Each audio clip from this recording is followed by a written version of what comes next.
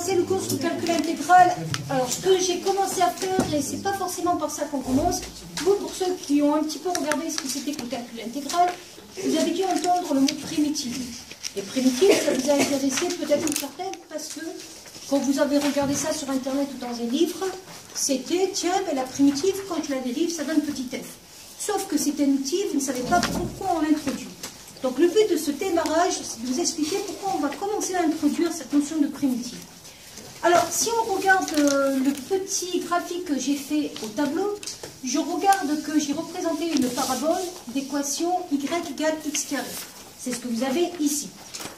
Ça, c'est ce qui m'intéresse. Et je vais essayer de trouver une estimation de l'aire et quel aire entre cette parabole que j'ai représentée, l'axe des abscisses et deux bornes que je me suis fixées. La première borne, c'est 0. Bon, vous ne voyez pas parce que c'est petit. La deuxième borne, c'est 1. J'espère que vous voyez mieux sur votre polycope. Ça, c'est le but de mon activité. Et en mathématiques, quand on n'a pas d'outils, qu'est-ce qu'on fait? On les compose. On les décompose, mais non, mais quand on n'a pas d'outils, on ne peut pas les décomposer puisqu'on ne les a pas. On les crée. Comme Pierre, qui aime travailler de ses mains. Voilà, on crée des outils. Donc, moi, je n'ai pas d'outils pour essayer de calculer cette aire. Si ça avait été un segment, parce que j'aurais pu calculer l'aire. Oui, ben, si, facilement, puisque ça aurait été un rectangle, l'aire. Si ça avait été une fonction affine, est-ce que j'aurais pu calculer l'aire? Oui, parce que ça aurait été un trapèze. Mais là, manque de peau, c'est une fonction qui est représentée par une parabole. Et est-ce que vous avez une formule d'aire qui vous permet de calculer ce genre de figure au niveau de son aire? Non. Donc, il y a des mathématiciens qui ont été très ingénieux. Comme ils n'avaient pas d'outils, qu'est-ce qu'ils ont fait d'après vous en regardant ce graphique? Oui, Guillaume? Ils se sont dit, ok, moi je ne peux pas calculer l'aire, c'est certain. Mais ce que je peux faire, c'est m'en approcher. C'est comme Archimède quand il a voulu calculer la circonférence du cercle. Vous vous rappelez comment il a fait? Alors, pas des petits carrés, il a représenté des polygones. Au départ, c'était un carré. Il a calculé le périmètre de ce carré. Après, il a multiplié par 2. Donc, de carré, c'est devenu octogone. Carré 4 côtés, 8 côtés, octogone. Il a pris les 8 petits côtés, parce que je vous rappelle qu'avec une ficelle, on peut facilement calculer des côtés. Alors qu'un cercle, on peut le faire avec une ficelle, mais c'est un peu plus compliqué. Ensuite, il a multiplié par 2, etc., etc. Et il se rapprochait du nombre pi. Il a réussi à avoir une approximation du nombre pi qui est assez intéressante. Et on pouvait le faire à l'infini, ça. C'est la méthode que votre calculatrice utilise. Quand elle vous fait 2 divisé par 3, croyez qu'elle est intelligente, la calculatrice. Elle fait ça comment? Elle a un algorithme qui dit que on fait le reste de la division euclidienne, après le PGCD, enfin, c'est pas avec des PGCD, mais c'est le principe de division euclidienne. Et quand elle vous fait 4 divisé par 2, vous vous dites, 4 divisé par 2, c'est facile.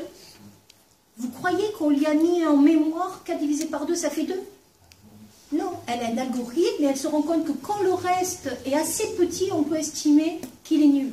Et c'est pour ça qu'elle vous fait des approximations. Et là où c'est beaucoup plus ingénieux, c'est les calculatrices comme Martin et Pierre ont, c'est les TI-83. Parce qu'elles ont un algorithme supplémentaire, c'est que 1 divisé par 3, elle ne va pas mettre 0, 3, 3, 3, 3, 3, 3. Elle va mettre 1 tiers. Parce qu'un algorithme supplémentaire qui va dire qu'on peut estimer qu'à un moment donné, une écriture fractionnaire peut s'écrire sous cette forme décimale. Donc ça, c'est exactement le même principe. Je n'ai pas d'outil. Je vais construire un algorithme qui va me permettre de faire une approximation de quoi? De l'aire entre la courbe, l'axe des abscisses et ces deux bornes. Alors, on commence donc, et là vous allez adorer, parce que je sais que vous adorez les suites, par faire quoi? Eh bien, cette unité-là, je vais la découper. Alors, vous allez dire, je vais la découper en combien? En 1, en 2, en 4, en 8, en 1000, en 1 million? Qu'est-ce qui serait bien? Le plus possible. Mais vous, le plus possible, vous savez le faire? Eh bien non. Alors, et non, on ne sait pas le faire, sinon ça serait un travail infini. Je vous dis toujours la même chose, le mythe du Sisyphe. Et ce n'est pas un objectif de vie, ça. Là, j'ai appris un mot il n'y a pas longtemps, le télos. Donc là, c'est pas notre télos à nous hein, de faire un calcul de suite infinie. Hein. D'accord? Mais par contre, la machine, je ne suis pas persuadée qu'elle fasse ça à l'infini, parce qu'elle va bugger au bout d'un moment. Et vous voyez, quand c'est trop compliqué, mais c'est pour ça qu'elle a des approximations, la machine, c'est qu'elle estime qu'à un moment donné, c'est pas le vrai nombre, mais elle va estimer que c'est le vrai nombre. Parce qu'elle ne peut pas travailler à l'infini. C'est pour ça que des fois, il y a des petits trucs qui tournent comme ça, et ça bug, des fois, sur la calculatrice. Donc, on va construire ce que vous adorez tous, qui nous permet d'aller à l'infini sans le faire, l'essuie. Et là, vous dites, vous êtes content. Pourquoi? Parce que moi, je vais tirer, comme je ne sais pas aller à l'infini, je vais découper mon segment en un certain nombre de petits segments. Ce qui m'arrange, c'est que ces segments, ils aient tous la même largeur. Pourquoi? Pourquoi ça m'arrange de là d'avoir la même largeur? Là. Voilà. Pour calculer l'air, il suffira juste de prendre cette largeur fois la hauteur, et ce qui va m'arranger, c'est la largeur de la mettre en facteur. Comme ça, j'aurai juste une somme de hauteur. Et une somme de hauteur avec un petit peu de chance. J'aurai une somme connue, soit une suite arithmétique, soit une formule que je connais, et je pourrais donc définir en fonction de n cette somme, et faire tendre n vers l'infini. Ce qui est assez amusant, c'est que quand vous allez faire tendre vers l'infini, vous vous rendez bien compte que, vu que cette aire, elle est finie, la somme de toutes les aires de ces rectangles, quand vous faites tendre vers l'infini, va être finie. On peut même faire une approximation, puisqu'on peut dire qu'elle sera en dessous de l'aire de ce triangle, et l'aire de ce triangle, c'est 1 fois 1 divisé par 2, c'est-à-dire en dessous de 1,5. Ça, c'est déjà une sensation qui est intéressante. Mon aire, elle va être en dessous de 1,5. Elle va être entre 0 et 1,5. Alors, on commence l'activité, donc moi, je décide de faire des petits découpages de cet intervalle 0 de telle sorte que je construis des rectangles. Et ces découpages, la largeur, on va commencer à comprendre un petit peu comment ça fonctionne, sachant que là, au bac, vous pourrez avoir ce genre d'exercice. C'est pour ça qu'il est important que je vous l'introduise comme ça. Vous regarderez sur des sujets d'APMEP, vous verrez des fois il y a des rectangles qui ont été construits, on vous demande de compléter un algorithme. Ok? Donc, que fait-on? Eh bien, mon intervalle de départ, c'était 0,1. Si je le découpe en k morceaux, on le découpe en k morceaux identiques. En k intervalles. J'utilise un terme mathématique. Chaque intervalle va être de combien? L'amplitude de chaque intervalle va être de combien? Oui. Alors, k morceaux. K étant un entier naturel. On va essayer de ne pas prendre un nombre négatif. Quelle va être l'amplitude? La différence, enfin, de là où on commence, on s'arrête sur k. Ah, mais il y a encore plus simple que ça. Vous avez une unité. 1 sur k. 1 sur k. On est d'accord, 1 sur k. Mais là, c'est parce qu'on prend 1. Oui, mais de manière générale, c'est n. Alors, 1 sur k pour l'instant. Parce que j'ai pris 1, oui, ça m'a arrangé de prendre 1 dans mon activité de démarrage. Alors, sauf que si je prends cette valeur-là, je ne suis plus l'activité de démarrage. Donc, excusez-moi, je vais changer ma lettre, parce que sinon, je ne correspond plus et vous allez être perturbé si je ne prends pas les mêmes lettres que l'activité de démarrage. Je vais prendre le fait que je découpe mon intervalle en n intervalles identiques. Comme ça, je me calque bien sur l'activité de démarrage. Et donc, si je découpe mon intervalle en n intervalles identiques, l'amplitude de chaque intervalle va être de 1 sur n. Vous êtes d'accord? Oui. Oui. Donc, on va mettre n étoile. Tu as raison. Chaque intervalle a une amplitude de 1 sur n. Tout le monde est d'accord ou pas? Si je découpe 1 en 2, j'ai bien une amplitude de 1,5. Si je découpe 1 en 10, j'ai bien une amplitude de 1 sur 10. Tout le monde est d'accord sur ça? Donc ma largeur, elle va toujours être égale à quoi? 1 sur n. Donc concrètement, voilà ce que je suis en train de faire. Je vous fais un petit schéma MMV. Vous avez votre parabole. Je suis en train de découper cet intervalle-là en plein de petits segments qui ont tous la même longueur. Et chaque petit segment a une amplitude de 1 sur n. Vous avez compris pour l'instant ce que je fais. Quand j'ai découpé ces segments, je vais construire deux types de rectangles. Ce que je vais appeler des rectangles inférieurs et ce que je vais appeler des rectangles supérieurs. Vous voulez que je fasse la figure un peu plus grosse, je pense, un peu plus grosse.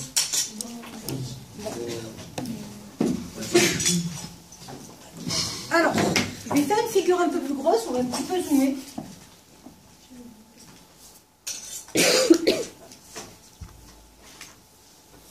Donc, je ne vais pas découper en plein rectangle, sinon on va le faire en 4 par exemple. Bon, si je le fais en 4, je vous fais avec un exemple, l'amplitude sera de combien?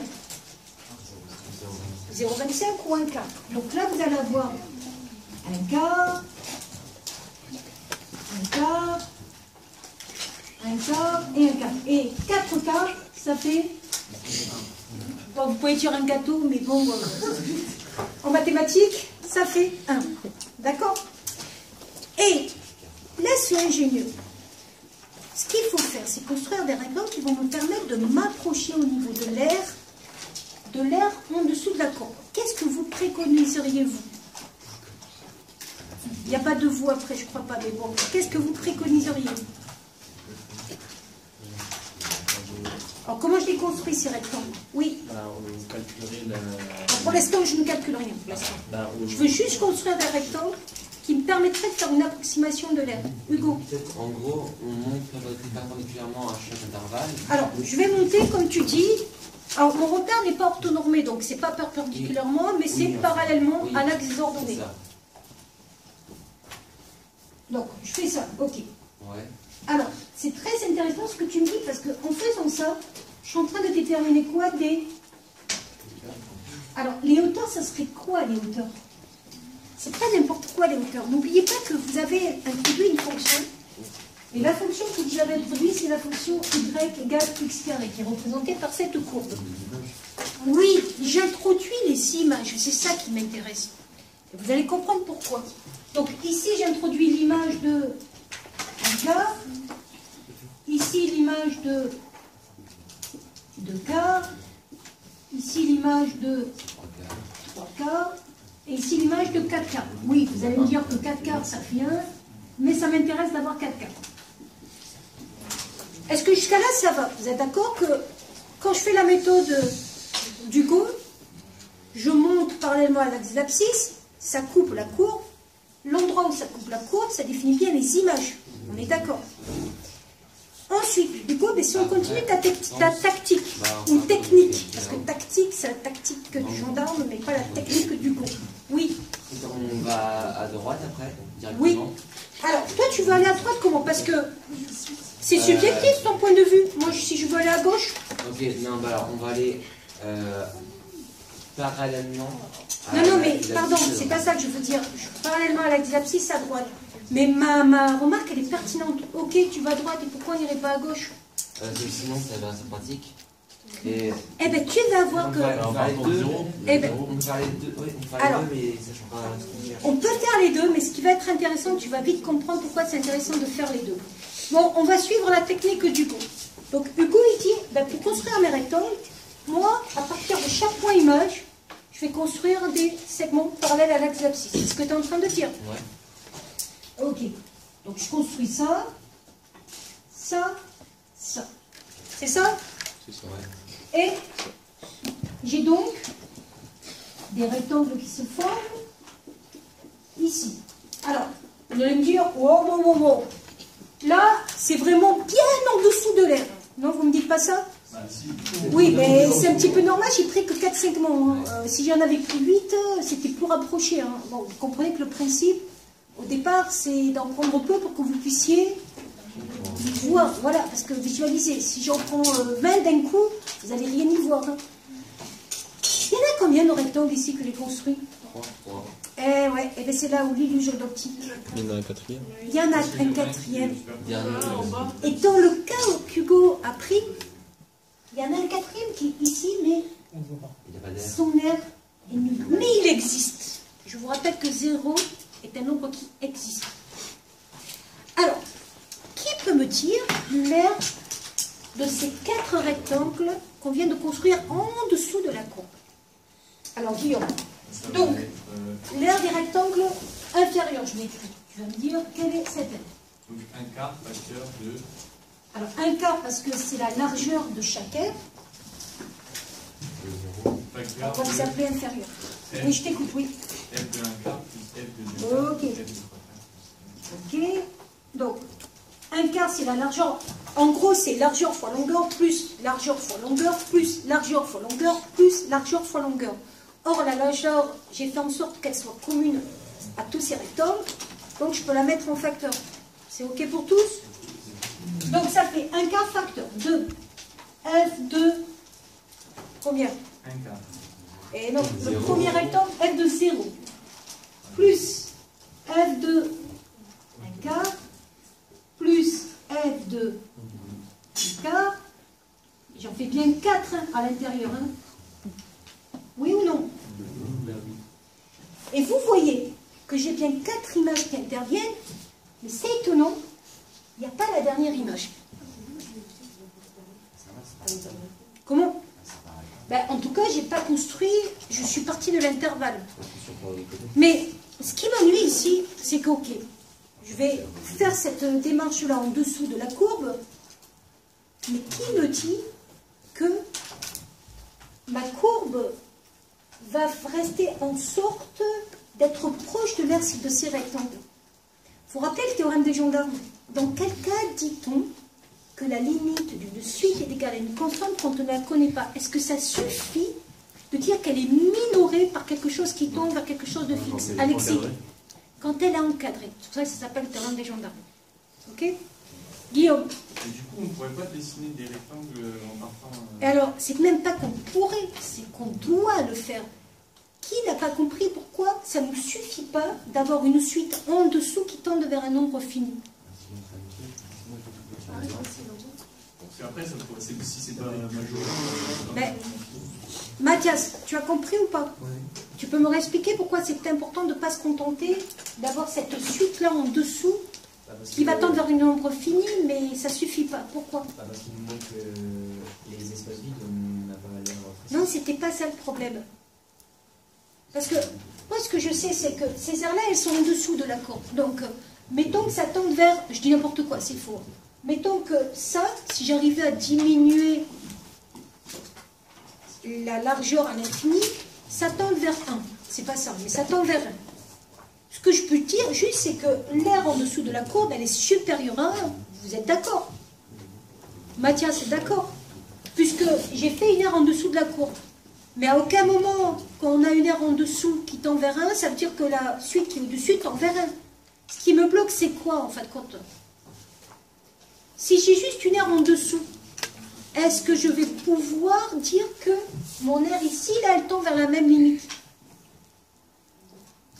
Non, parce que je te donne plein de courbes où tu auras une aire en dessous qui tendra vers une valeur fixe et la courbe, elle ira au-dessus à l'infini. Donc, pour éviter ce problème, il faut que j'ai une suite en dessous qui tende vers cette valeur 1, mais j'ai une suite au-dessus qui tend aussi vers 1. Et qu'est-ce qui va se passer quand ça va tendre? Ça va écraser, écraser, écraser, jusqu'à ce qu'on arrive à la limite. Et donc, si on est un peu intuitif, la courbe qui est en dessous, la suite qui est en dessous, elle va être croissante ou décroissante? Croissante. Et la suite qui est au-dessus, et ça, c'est pas au programme, mais ça s'appelle des suites adjacentes. Donc, en mathématiques, un élément qui permet de dire qu'une suite est convergente, et ça apparaît quand la suite, elle varie de signe. Il faut rappeler, moins 1 à la puissance n sur n. Elle avait un petit problème, cette suite, quand on voulait tendre vers quelque chose. Parce que moins 1, puissance n, Ça passait de plus 1 à moins 1, de plus 1 à moins 1. Et en fin de compte, si on décomposait les numéros pairs et les numéros impairs, on construisait une suite au-dessus, une suite en dessous, et ça tendait vers la même limite. Ça, c'est ce qu'on appelle les suites adjacentes en mathématiques. C'est un très bon outil pour montrer qu'une suite qui varie va tendre vers quelque chose de fixe. Donc, ce que je sais en tout cas, c'est que cette aire-là est inférieure à l'aire que je cherche. On est OK sur ça? Donc cette aire-là, allez, vous voulez l'appeler comment l'aire qu'on cherche? Allez, A. A étant l'aire entre quoi? entre les abscisses et L'axe des abscisses. Et quoi d'autre? La courbe, mais ça ne suffit pas. Et les bornes. Et les bornes. On est d'accord?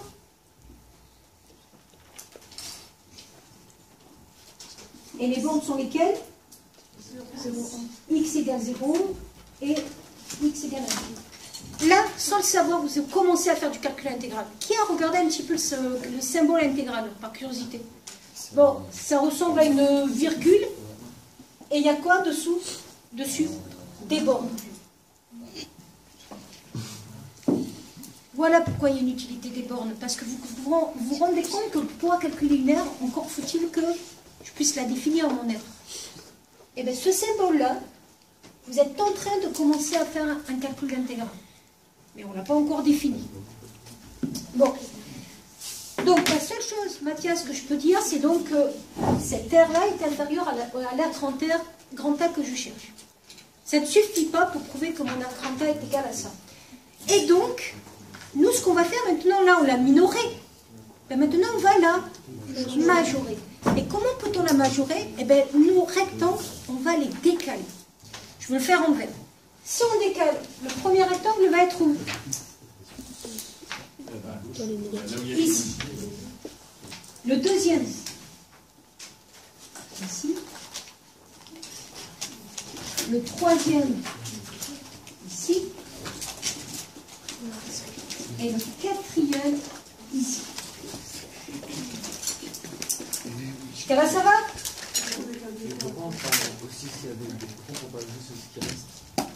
Alors, ce qui reste, c'est-à-dire ce petit truc-là? Non, mais en plus, là, du coup, ce serait vraiment pour comprendre ça. Alors, vous avez compris que ça ne suffit pas de prendre les rectangles qui sont inférieurs, parce que je vais juste montrer que mon aire, elle est au-dessus de ça. Mais jamais qu'elle sera égale. Après, je ne comprends pas votre question. Pourquoi on prend...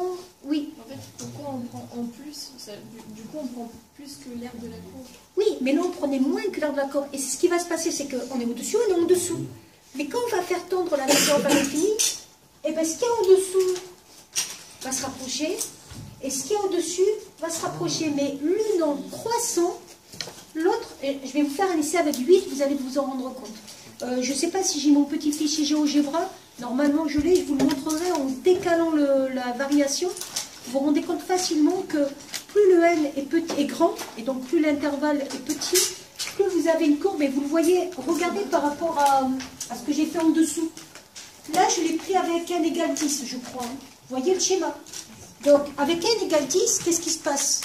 Vous avez vos rectangles en dessous, vous les voyez là, ceux qui sont un peu plus sombres. Et le reliquat, il est ici. Ok? Mais quand je prends les rectangles au-dessus, j'ai le même principe. Alors, il y en a un qui est tout petit ici. J'ai le même principe et je passe au-dessus. Vous voyez déjà que, Julie, toi, ce qui te gêne, c'est que ça soit vraiment trop haut. Ben, c'est déjà un peu moins haut. Tu t'en rends compte ou pas? Mais il y a toujours le même reliquat. Je ne sais pas si vous avez remarqué. Non, c'est pas le même. Mais en tout cas, c'est à peu près symétrique. C'est pas le même parce que c'est pas une fonction qui est symétrique par rapport à l'axe des abscisses et des ordonnées. Mais en tout cas, il y a cette histoire de reliquat. Et regardez la figure que je vous ai faite en dessous. Là, j'ai fait n égale 100 à vue d'œil. Vous vous rendez compte que vous ne le voyez pas à vue d'œil? Ah, si on imagine qu'il y a un petit escalier. Voilà. Ah, ça se voit mieux, ouais. Mais en tout cas, vous voyez que déjà, à n égale 100, le petit reliquat qui te gêne, Julie, il n'est pratiquement plus existant. C'est ce qui est un petit peu au-dessus. En fait, quand votre suite, elle n'est jamais égale. C'est quand ça va tendre. Thomas, c'est le reliquat que tu ne comprenais pas? En fait, là, quand je prends les rectangles foncés, le reliquat qui me permet d'arriver à la courbe, c'est ces petits trucs-là, ces petits triangles-là. Ça, c'est ce qu'il y a en moins par rapport à la courbe. Quand je prends les rectangles au-dessus, bien sûr que l'aire est plus grande. Et elle est plus grande de combien? De tous ces petits reliquats qui sont au-dessus de la courbe. Et c'est ça qui me gêne. Ce qui me gêne, c'est d'avoir ces reliquats. Sauf que, quand on fait tendre n vers l'infini, on constate que ces reliquats, ils commencent à faire quoi? Ils deviennent très petits de telle sorte que on a vraiment l'impression là que tous les rectangles que j'ai construits, ils sont comment? Confondus avec la courbe. Et ça se voit. Et ça s'appelle une intégrale de Riemann. Quand vous verrez ça l'année prochaine, vous verrez qu'une fonction qui peut être intégrée avec des rectangles comme ça s'appelle une intégrale de Riemann. Il y a une autre type d'intégration qui s'appelle une intégrale de Lebesgue, qui existe pour des fonctions qui ne sont pas continues. Et ça, c'est une autre histoire. Guillaume. Est-ce qu'on va voir qu'il y a un rapport pour passer de la première ère rouge à l'ère verte? Oui, il y a un décalage. En vrai, vous allez vite vous rendre compte qu'il y a exactement la même forme, sauf qu'il y a un décalage. Alors, la deuxième ère, elle me donne quoi? Donc, la première ère, c'était l'ère rouge. C'était celle-ci. La deuxième ère, elle me donne quoi? Donc, l'ère des rectangles, cette fois-ci, supérieure. Donc, toujours pareil, la largeur, elle ne marche pas. Lise, dis-moi que fait la deuxième ère. Alors, mais j'ai bien vu. Donc, je veux l'ère des rectangles verts. Un quart fois la hauteur f de un quart. C'est pas dur, hein, mais je pense que tu n'as pas forcément beaucoup écouté, mais c'est pas dur. f de un quart. Ensuite, plus. Lise.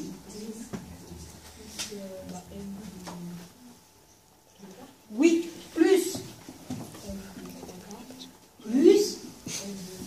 Ok, ça va?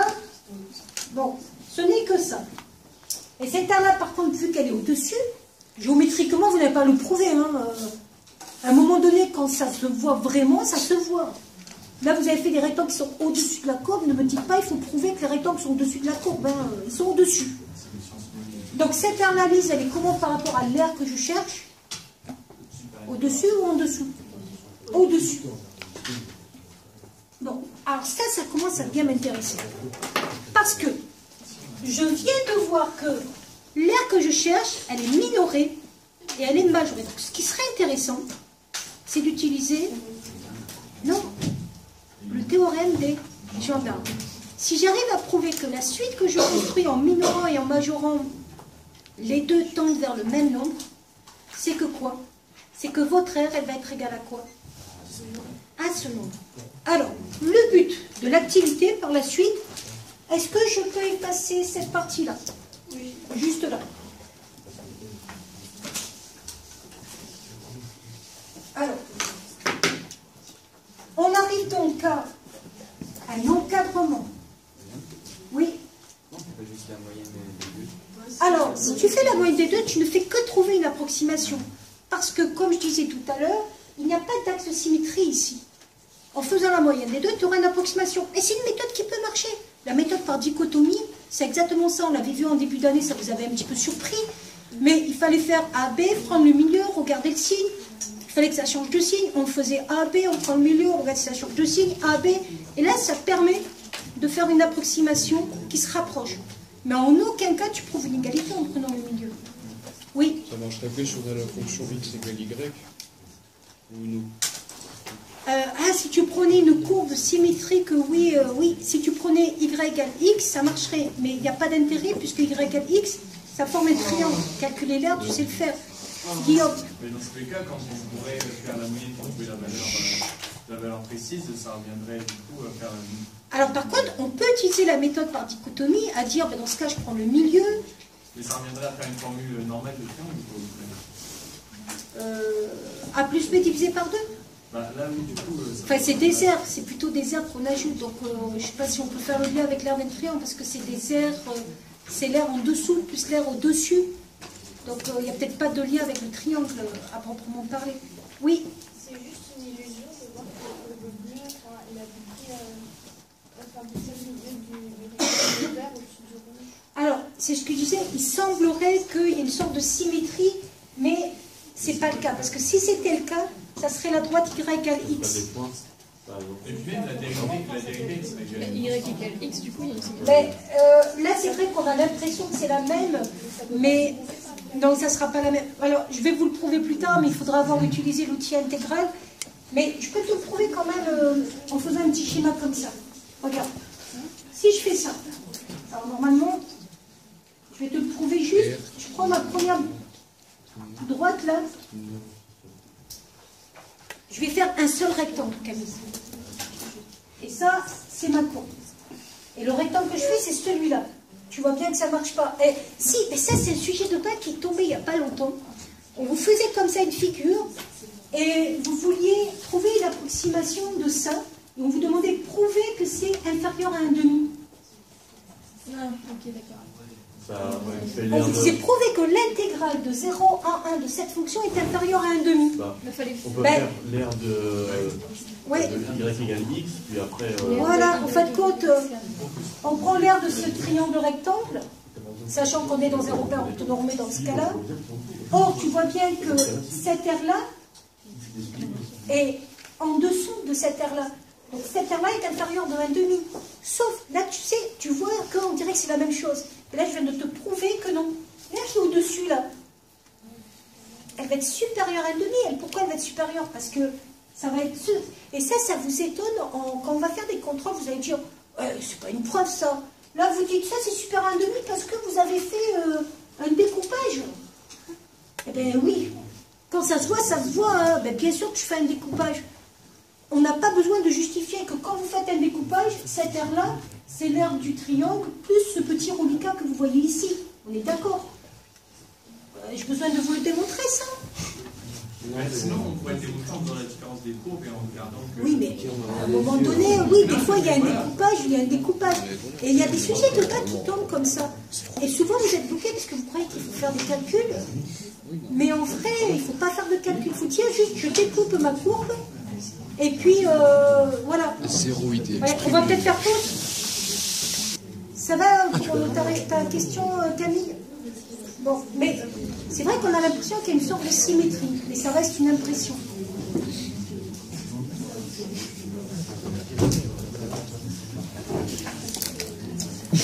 Bon alors,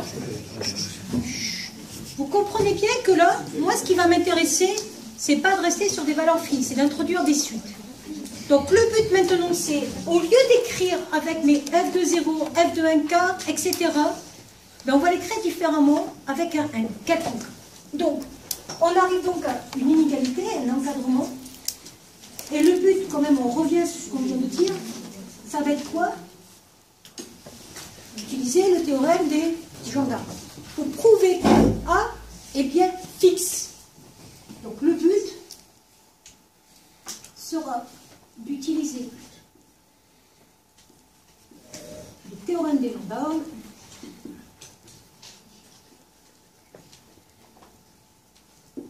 pour trouver, ça vous va avec deux R? Bon, on va en bien.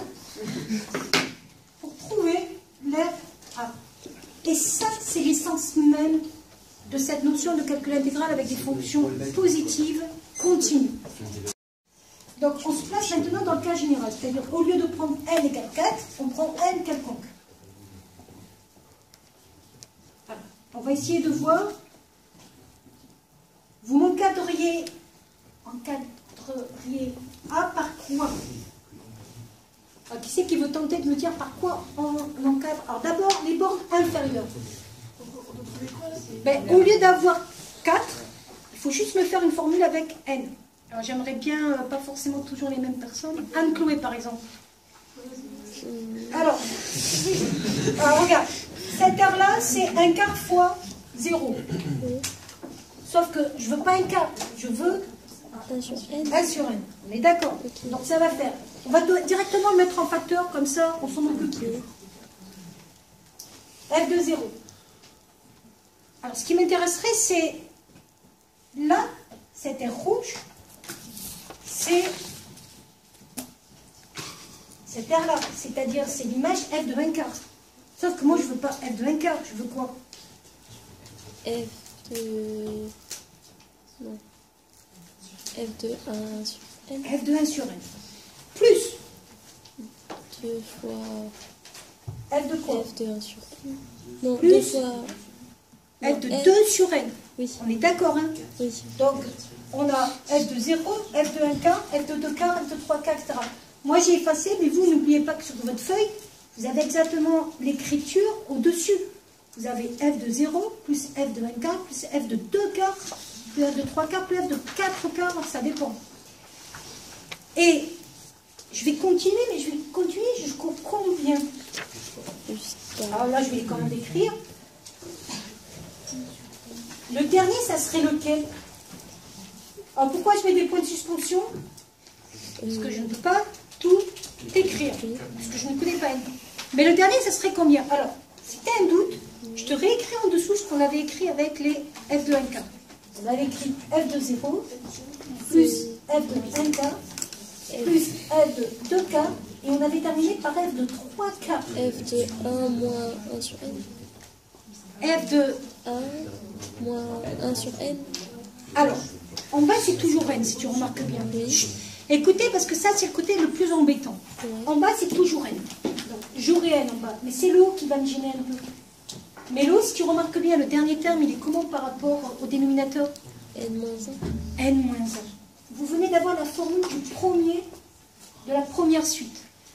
Est-ce que tout le monde a compris pourquoi on s'arrêtait à n moins 1? Regardez vos rectangles, on est en train de regarder les rectangles rouges. Ils sont tous décalés, mais la dernière image, c'est pas l'image d'en haut. La dernière image, en vrai, c'est l'image de l'avant-dernière valeur. Vous voyez le rectangle rouge? Oui. Du coup, si on fait la formule, mais avec le supérieur, on aura n sur n. Alors, avec le supérieur, qu'est-ce qui va se passer? Tout est décalé. Guillaume, il a vu. Et c'est décalé comment? On ne commence pas à 0, on commence à 1 sur n, et sauf que comme c'est décalé, le dernier terme, ça va être quoi? N sur n. Vous avez vu que vos rectangles, en vrai, c'est exactement les mêmes là et là. Vous avez vu ce rouge-là et ce vert-là? C'est le même. Ce rouge-là et ce vert-là. Attention, il y en a, oui, des années précédentes, je me suis rendu compte qu'il y en a qui croyaient que le rectangle vert, c'était que ça. Non, mais on peut l'imaginer, parce que comme j'avais dessiné le rouge là, vous pouvez imaginer que le rectangle vert, c'était que le dessus. Non, le rectangle vert, c'est tout. Hein. Il comprend le rectangle rouge. Donc, Emma, dis-moi la borne supérieure de ton R maintenant. Donc, 1 sur n, ça ne bouge pas.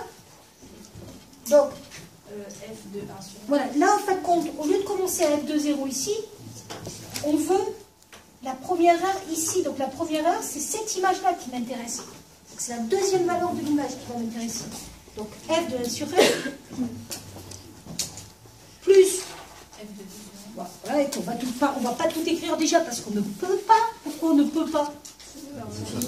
Ben, c'est surtout qu'on ne connaît pas n. Donc, moi, je veux bien 3, 4, 5, 6. Et n, on s'arrête quand? Aucune idée. Bon, et le dernier, Emma? F de n sur n.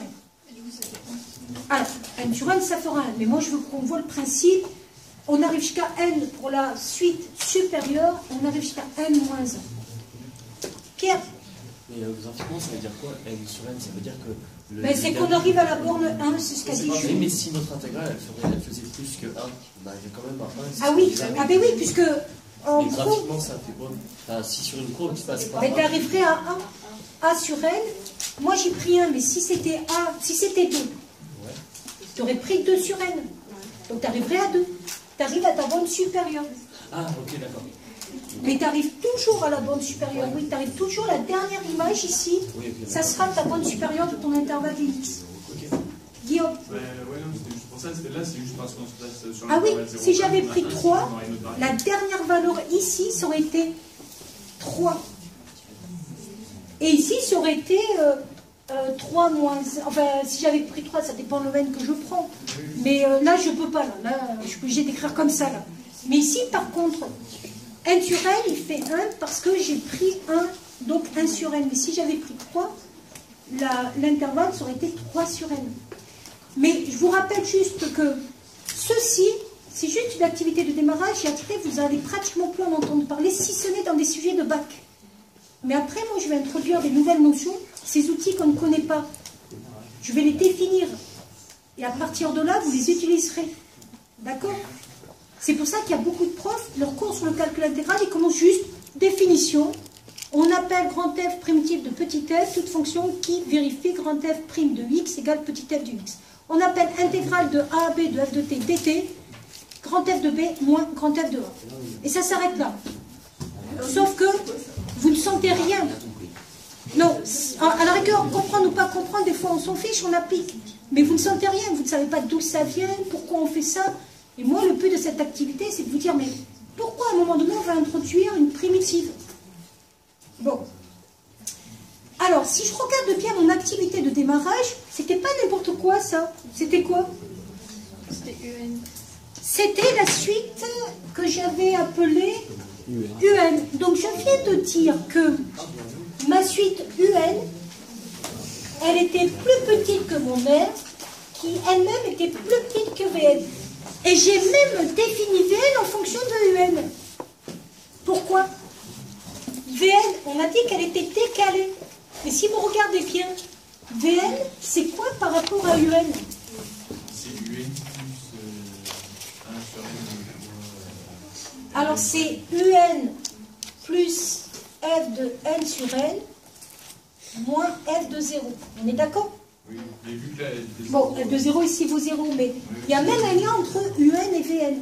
Parce que si je regarde VN, il y a ça qui est en plus, mais il y a ça qui est en moins. Bon, ça je ne sais pas si on va utiliser ce lien-là, mais on verra. Ce qui m'intéresse par contre, c'est surtout ça. Ça, c'est ça qui va être magique. Parce que maintenant que j'ai défini cet encadrement, c'est fini. Il ne me reste plus à prouver que UN et VN tendent vers la même limite. Et j'aurai fini ma démonstration. Alors vous dites, on est en train de faire un cours sur les suites. Oui, peut-être, mais bon. Alors,